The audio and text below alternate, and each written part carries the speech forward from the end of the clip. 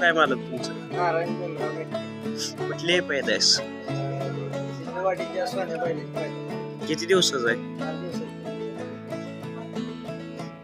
तर तुम्हाला या पांढऱ्या खिल्लार गायांचा किंवा खोंडांचा नाद केव्हापासून आहे मालक?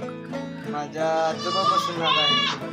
तर पाहू शकता मंडळी, अतिशय सुंदर अशा प्रकारचे काजळी खिल्लार खोंड यांच्या दावणीला झालेले आहे.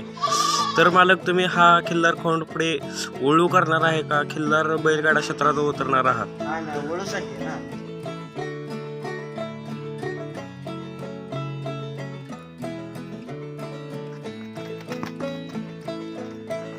चल, चल.